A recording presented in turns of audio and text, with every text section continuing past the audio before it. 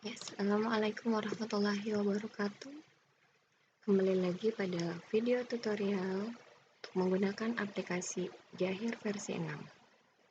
Kali ini videonya membahas tentang modul pembelian. Sebelum masuk ke transaksi modul pembelian, saya akan coba jelaskan dulu. Modul pembelian itu digunakan untuk menginput transaksi yang kaitannya dengan transaksi pembelian dan pembayaran hutang usaha. Bisa juga untuk menampilkan daftar transaksi pembelian, kartu hutang usaha, cetak faktur, dan lain-lain. Adapun menu-menu yang ada pada modul pembelian, kita bisa lihat dari aplikasi Jahirnya. Yang pertama adalah menu permintaan barang. Menu permintaan barang digunakan untuk membuat permintaan barang, di mana nanti form permintaan barang ini sifatnya hanya administratif, tidak ada kaitannya dengan akuntansi. Karena form permintaan barang yang di-input tidak akan terbentuk jurnal akuntansi dan tidak juga akan mengupdate kartu stok dan tidak akan membuat kartu hutang usaha. Menu yang kedua pada menu pembelian adalah permintaan penawaran harga. Permintaan penawaran harga pada aplikasi Jahir, bisa kita buka dulu, buka data, kita cari PTNJ elektroniknya. Untuk lebih jelasnya, coba kita buka saja langsung. Oke.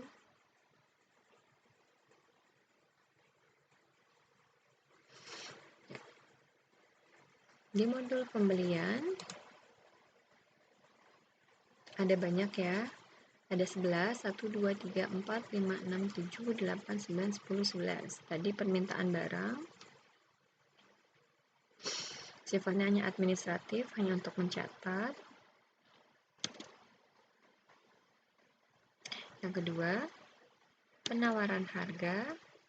Ya, sini sudah ada, digunakan untuk membuat penawaran harga kepada vendor. Di mana digunakan untuk membuat penawaran harga kepada vendor berdasarkan nomor permintaan barang dari suatu departemen, di mana nantinya akan menjadi dasar untuk proses order pembelian.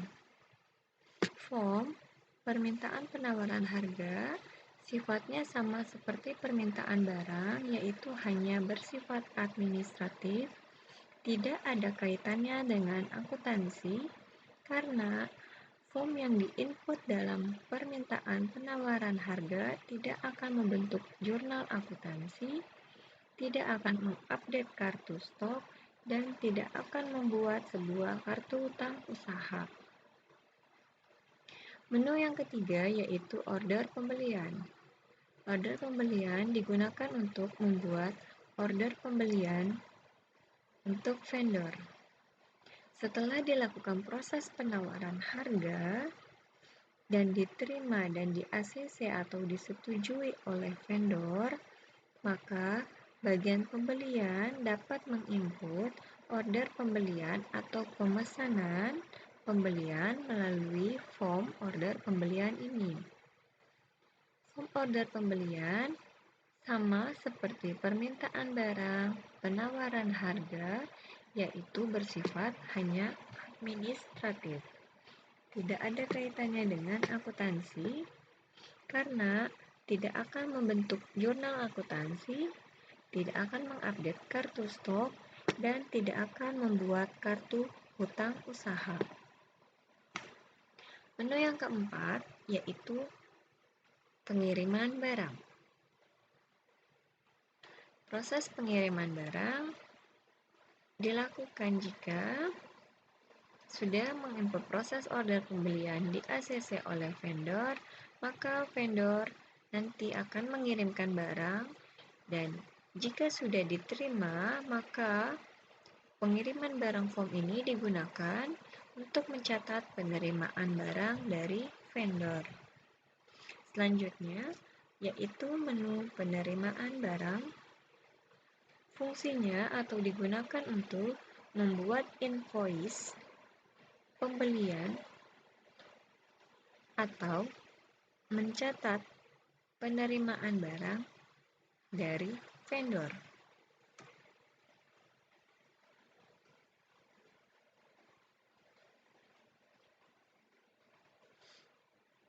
Menu hutang usaha berisikan tentang informasi rincian saldo hutang per vendor atau per supplier berdasarkan umur hutang, baik secara total ataupun per transaksi, beserta nanti ada detail-detail transaksi pembayarannya. Di sini, di dalam modul hutang usaha, kita juga dapat menampilkan grafik umur hutang usaha. Contoh kita lihat, ya, di bawahnya ada grafik, akan ditampilkan juga. Menu selanjutnya yaitu pembayaran hutang usaha. Pembayaran hutang usaha ini sama seperti dengan form transaksi kas keluar. Kita lihat contohnya, ya, hampir mirip dengan kas keluar, tetapi kita tidak boleh menginput transaksi pembayaran hutang usaha melalui form transaksi keluar. Ya, karena sudah dijelaskan di video sebelumnya, karena nanti jika menginput di transaksi kas keluar, nanti tidak akan mengupdate kartu hutang per supplier. Transaksi kas keluar hanya akan membuat jurnal akuntansinya saja. Maka dari itu, jika ada yang ingin membayar hutang usaha, maka kita inputnya di menu pembayaran hutang usaha. Uang muka pembelian digunakan untuk mencatat pembayaran uang muka pembelian. Uang muka pembelian yang telah diinput akan berkurang saldonya saat dikaitkan dengan transaksi invoice pembelian di modul penerimaan pembelian. Retur pembelian digunakan jika ingin mencatat retur pembelian kepada vendor. Hasil akhir dari retur pembelian barang akan dikeluarkan dari kartu stok. Hutang kepada supplier akan berkurang. Transaksi retur otomatis akan membuat transaksi jurnal akuntansi, kemudian akan menghitung harga pokok dan mengurangi kartu stok, dan akan mengupdate kartu hutang usaha atau hutang dagang perusahaan. Menu daftar uang muka pembelian digunakan untuk mencatat pembayaran uang muka pembelian, di mana uang muka pembelian yang telah diinput akan berkurang saldonya jika dikaitkan dengan transaksi invoice pembelian. Menu terakhir yaitu penerimaan kembalian atau debit digunakan untuk menginput transaksi kelebihan pembayaran dari supplier. Uang mukanya akan dikembalikan secara tunai atau digunakan untuk pembayaran hutang atau pembelian kita untuk transaksi berikutnya.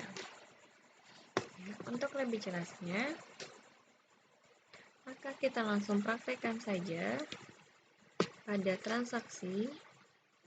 Contoh dokumen transaksi pembelian. Yang pertama, di sini menggunakan contoh transaksinya adalah pembelian secara kredit. Kita analisa dari mana transaksi ini adalah transaksi kredit, yaitu dari termin.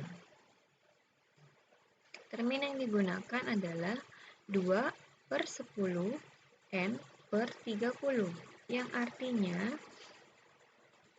pembayaran akan mendapatkan diskon sebesar 2% jika pembayarannya selama 10 hari, minimal 10 hari, dengan batas waktu 30 hari, N/30. Dapat dari mana bahwa dokumen ini adalah pembelian? Lihat dari bukti dokumen yang di atasnya ya. Lihat dari headernya. Header yang dikeluarkan adalah PT perusahaan orang lain, bukan perusahaan PT NJ Elektronik, yaitu Sivirium. Jika namanya PT perusahaan lain, artinya dokumen ini adalah dokumen tentang pembelian. Jika nama headernya adalah PT NJ Elektronik, berarti dokumen ini adalah dokumen penjualan. Hasil analisa berikutnya adalah transaksi ini karena pembelian, maka transaksinya diinput di modul pembelian. Kemudian, dokumen ini adalah bentuknya faktur, maka kita akan menginputnya pada modul pembelian penerimaan barang karena sudah bentuknya faktur. Ya. Selanjutnya, lihat karena ini kredit, maka kita perhatikan pada kolom checkbox yang ada di pojok kanan. Karena ini kredit, maka tidak ada yang kita checklist. Ya, karena ini bukan transaksi dari daily value order, maka tidak kita checklist. Karena transaksi ini bukan termasuk transaksi jasa, adalah transaksi barang yang dijual, yang dibeli maksudnya, maka ini tidak kita checklist. Dan ini bukan transaksi tunai, maka kita tidak checklist. Ya. Maka dari itu, kita input nama pemasoknya, Sivirium,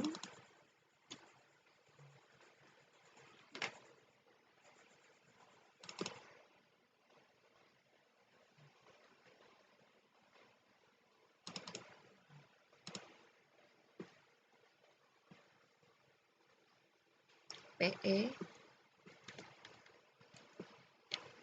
Ini bukan dari nomor PO, karena langsung faktur, maka PO kita kosongkan. Tanggal fakturnya adalah 3 Januari 2019.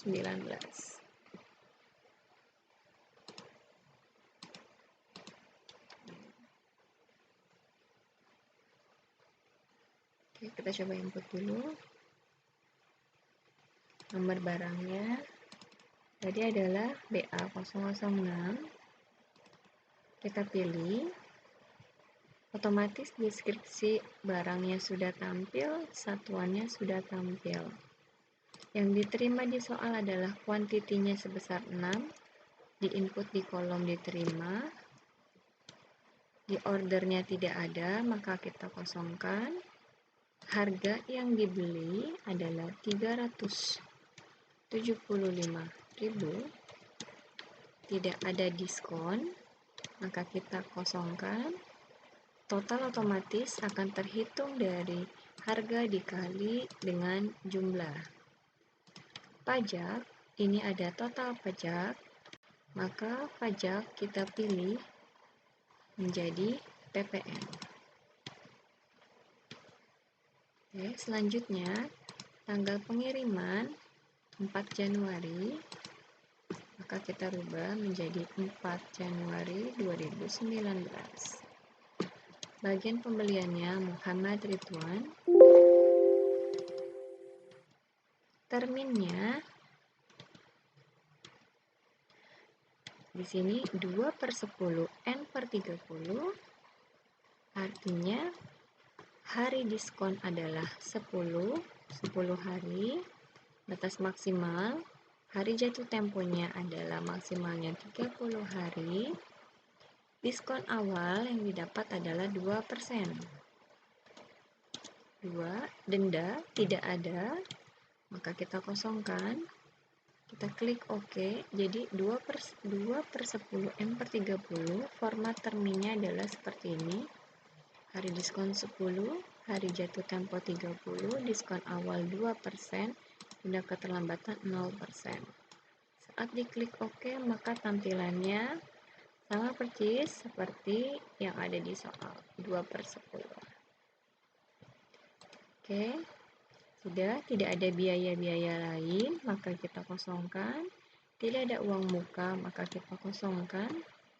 Total pajaknya 225, sama seperti di soal. Total hutangnya 2.475.000, sama seperti di soal. Karena merasa sudah yakin atau sama, maka kita bisa klik button rekam.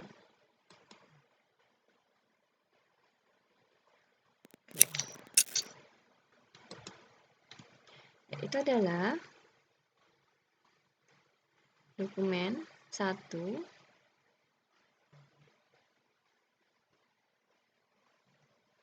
Sekarang kita contohkan kembali untuk dokumen yang kedua.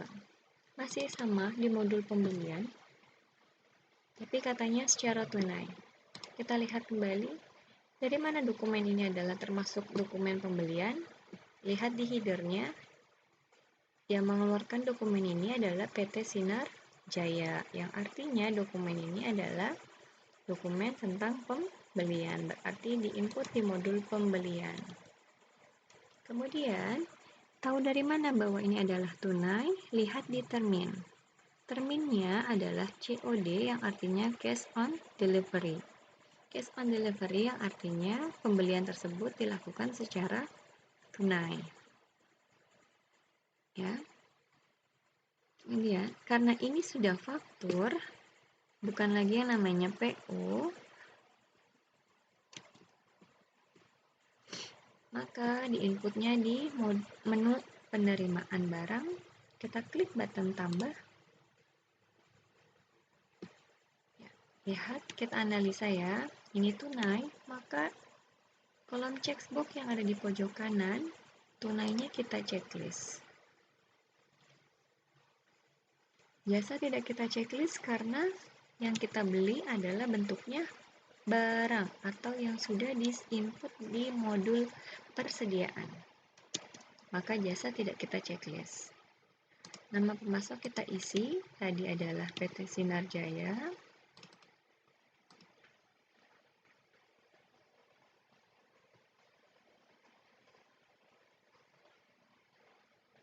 Dengan nomor pembelian PE002, tanggalnya 3 Januari 2019,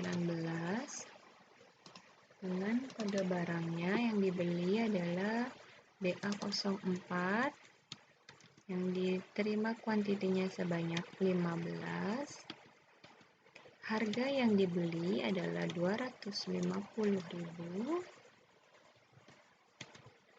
dengan pajaknya ada nominal pajak, maka pajak kita ganti menjadi PPN. Ya, oke. Tanggal pengiriman 3 Januari 2019, Muhammad Ridwan, bagian pembelian.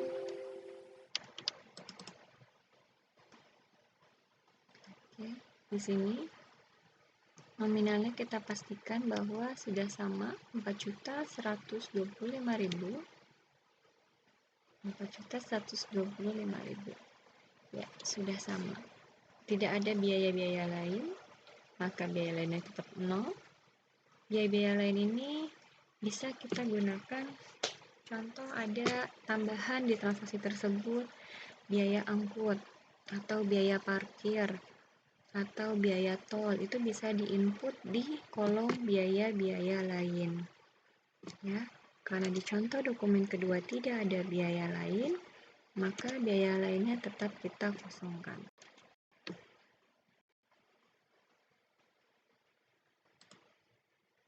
Kita klik rekam.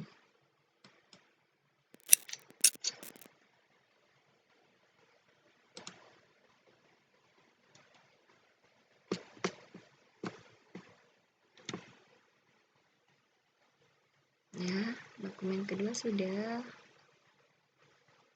Dokumen yang ketiga, pembelian secara kredit tapi ada uang muka. Kita lihat dari uang muka sini ya. Ini betul pembelian karena yang mengeluarkan dokumen ini adalah PT Sinar Jaya.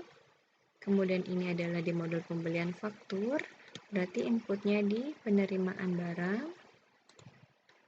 Ya. Tapi lihat, kita tidak langsung bisa penerimaan barang, tapi langkah awal yang dikerjakan adalah uang muka. Ya, uang mukanya ada sebesar 1 juta, pakai bank, berarti Bank Mandiri. Berarti untuk dokumen ketiga, langkahnya pertama adalah input uang mukanya dulu, baru menginput modul pembeliannya. Oke.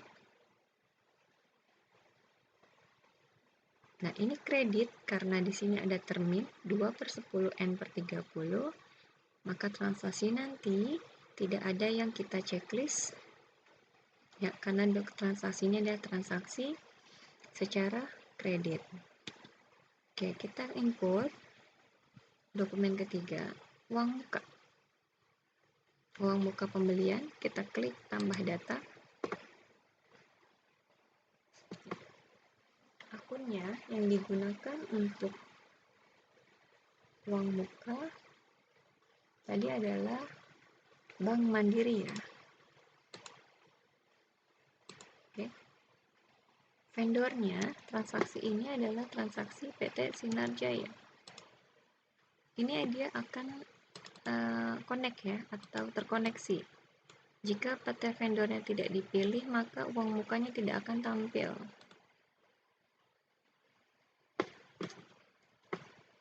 UM001, uang muka ya, maksudnya UM pada tanggal 16 Januari 2019.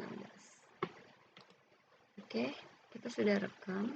Nominalnya sebesar 1 juta. 1, 2, 3, 4, 5, 6. Ya, di sini biasanya sering ditemukan masalah saat menginput uang muka. Kita sudah menginput 1 juta, tapi saat diklik rekam nominalnya tidak 1 juta.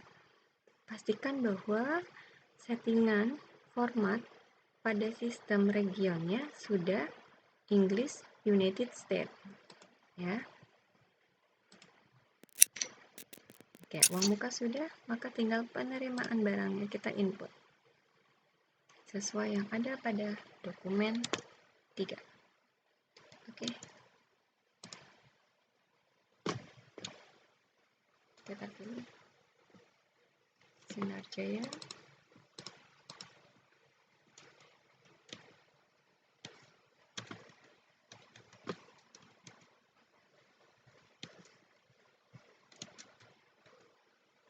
Januari. Oke, ini tidak kita checklist ya, karena kan kredit. Pada barangnya ada 3, BA01, 2, dan 3. Yang pertama, BA01 sebanyak 10, harganya 175.000, pajaknya adalah PPN. Nah, untuk menginput BA02 di sini bukan diklik, namun menggunakan tombol tab.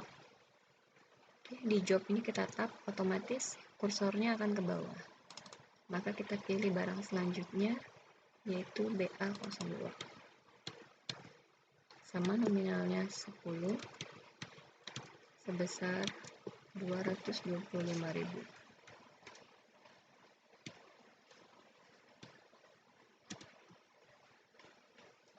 PPN.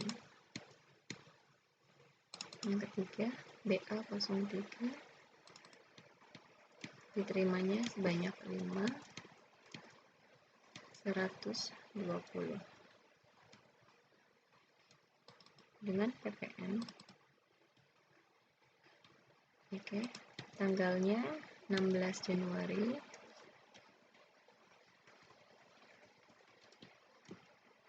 Muhammad Ridwan. Oke, terminnya 2/10, maka terminnya bisa kita isi hari diskonnya yaitu 10, jatuh tempohnya 30, diskon awal 2, denda keterlambatan 0. Oke, ini adalah terminnya. Nah, kemudian kita lihat nominalnya, total pajaknya benar ya, 460. Total setelah pajak betul 5.060.000. Saldo terhutangnya 4 juta. Kenapa 4 juta? Karena di sini ada uang muka atau DP. Maka uang mukanya, karena tadi di awal kita sudah input, kemudian PT-nya sinkron sama-sama PT Sinar Jaya, maka UM01 akan tampil. Nah, sebesar 1 juta. Ya. Otomatis saldo hutang kita menjadi 4.060.000. Sudah sama. Itulah cara menginput transaksi pembelian menggunakan uang muka.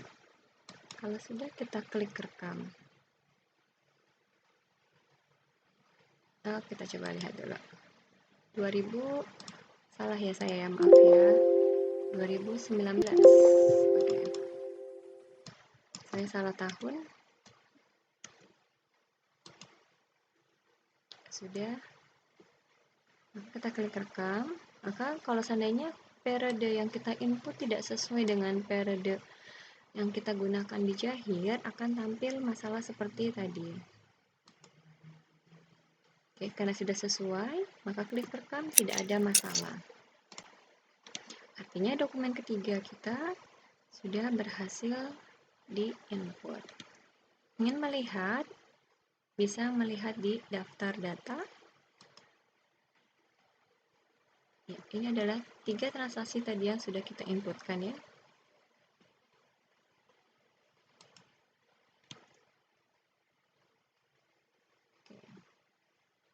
Sekarang kita masuk ke menu pembayaran hutang usaha. Menu pembayaran usaha, contoh dokumen 1 ini, membayar hutang usaha pakai Bank Mandiri. Di sini ingat, jangan terkecoh atau jangan keliru melihat dari dokumen yang namanya kas keluar. Memang ini adalah tentang kas keluar karena kita membayar sebesar 1.750.000 mengurangi saldo Bank Mandiri. Namun, bukan berarti diinput di modul kas dan bank. Karena transaksi kas keluar ini untuk membayar hutang kita kepada PT Sinar Jaya. Maka dari itu, inputnya ada di modul pembelian, kemudian pembayaran hutang usaha.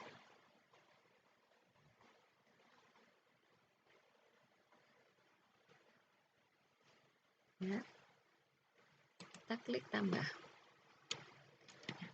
Di sini nominalnya 1.750.000 pada PT Sinar Jaya tanggal 17 Januari, nomornya KL05 untuk invoice 04. Banknya yang digunakan Bank Mandiri, penerimanya adalah PT Sinar Jaya dengan nomor cek KL005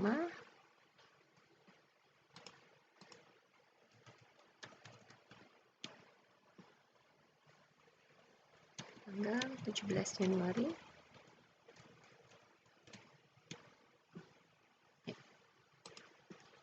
Ingat, transaksi ini membayarnya bukan pakai giro, dia tidak ada keterangan giro ya.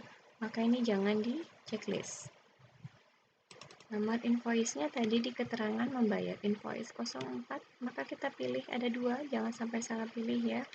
Ini transaksi untuk invoice 04, maka INV 04 yang kita klik 2 kali atau klik button OK. Akan tampil data hutangnya INV 04 untuk tanggal transaksi 2018 tanggal 31 sebesar 6.750 hutang kita kepada PT Sinar Jaya, namun yang dibayarkan bukan 6.750.000, tapi di soal hanya 1.750.000. Oke. Jumlah nominal yang dibayar di sini tidak harus sama dengan nominal saldo hutang kita atau tidak harus selamanya lunas. Boleh diubah sesuai dengan soal. Ya. Jadi tidak harus sama persis. Nah, kebetulan di soal ini tidak sama nominalnya.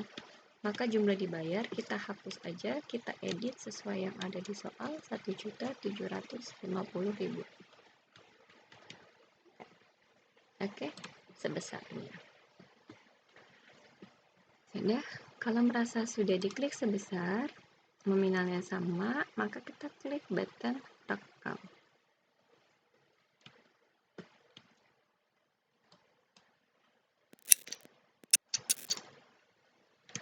Oke, itu adalah contoh untuk membayar hutang usaha. Selanjutnya, kita membahas dokumen yang kedua untuk pembayaran utang. Namun di sini beda dengan dokumen yang pertama. Ya, dokumen yang kedua ini untuk pembayaran hutang ada kalimat jatuh tempo. Kalau ada jatuh tempo berarti pakai giro. Maka jangan lupa yang ada di pojok kanan di checklist. Kita analisa dari dokumen ini menggunakan fasilitas giro atau penangguhan pembayaran, di mana giro itu merupakan surat perintah pembayaran tanpa syarat yang pembayarannya ditujukan sesuai dengan nama yang tertera di dalam cek.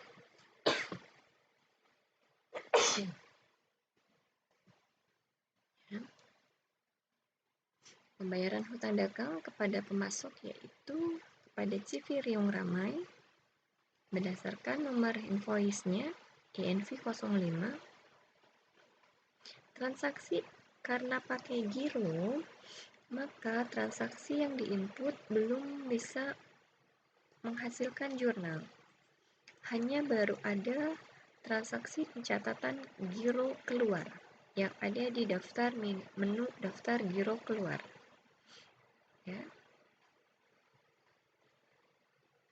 Kita praktekkan. Langkahnya adalah klik menu pembelian, pembayaran hutang usaha, klik tambah data,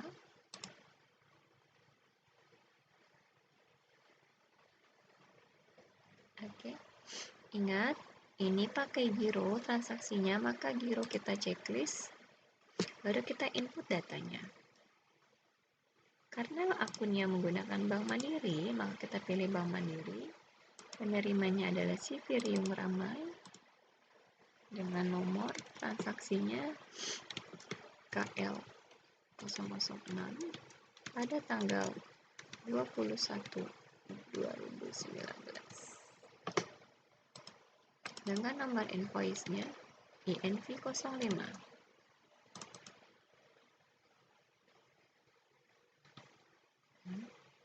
Nominal yang dibayar adalah 6.750.000, maka kita ubah menjadi 6.750.000. Jangan lupa sebelum klik rekam, kita klik dulu yang nama kolom sebesar. Oke, karena sudah diklik checklist giro, saat klik button rekam, dia akan muncul informasi transaksi giro. Nah, ini kita input. Nomor giro di soal biasanya sudah dijelaskan. Nomor giro yaitu GR 001. Tanggal jatuh temponya sudah ada, 28 Januari. 2019. Kita klik button OK. Dibaca bahwa untuk kesesuaian dengan transaksi yang sebenarnya akan terjadi, tanggal transaksi pembayaran utang usaha disarankan sama dengan tanggal jatuh tempo. Ingin merubah tanggal transaksi? Kita jawabnya tidak, karena tanggal transaksi dengan tanggal jatuh tempo di dokumen berbeda.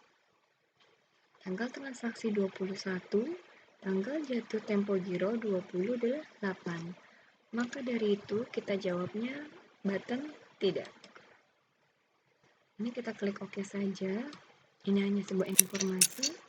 Ingat, saat kita klik rekam, belum terbentuknya jurnal. Dia baru ada di menu kas keluar, yaitu kas dan bank, giro keluar. Kita klik daftar datanya, dia ada. Ya, sebesar 6.750.000. Oke. Itu adalah langkah untuk menginput pembayaran hutang melalui cek atau giro. Dokumen yang terakhir yaitu dokumen kas keluar untuk pencairan giro yang dilakukan pada tanggal 21 Januari 2019 dengan nominal sebesar 6.750.000. Ya, ini pencairan dari transaksi atas dokumen yang kedua tadi. Nah, transaksi ini akan menyebabkan hutang usaha berkurang, berarti ada di debit, dan akun Bank Mandiri akan berada di kredit. Jika giro keluar yang sudah dicairkan, maka nanti tidak akan lagi tampil di daftar giro keluar. Ya, di sini sudah tidak ada jika sudah dicairkan. Oke, langkah untuk menginput transaksi dokumen ketiga, yaitu pencairan giro. Langkahnya adalah klik modul kas dan bank, pilih giro keluar, kemudian klik daftar data,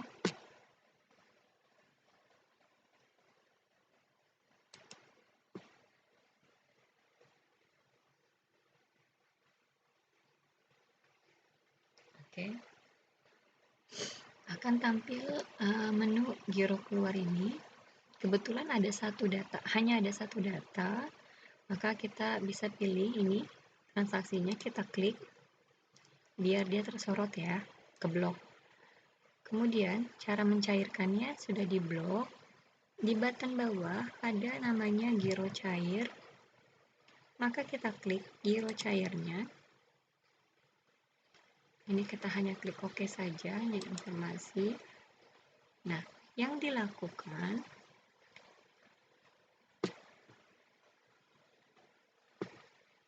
bentar ya.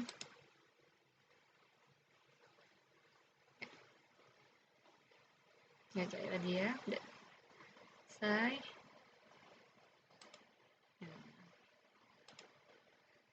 Nih, kita klik giro cair.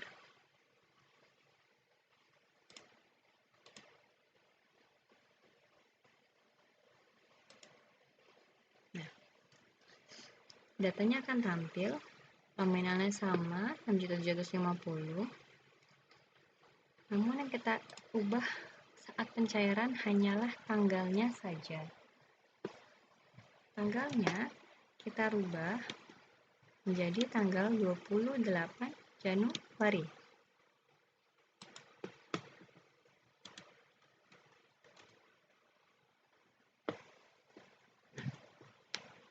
Setelah itu kita klik button rekam. Otomatis sudah dicairkan, berarti daftar giro cair tadi sudah tidak ada.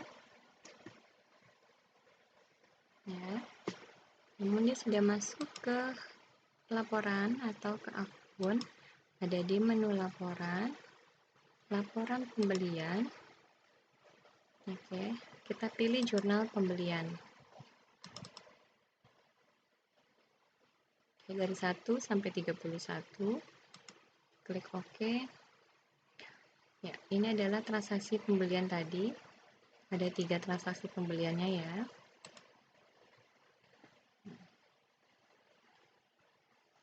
Nah, untuk utang usaha, kita pilih pembayaran utang usaha.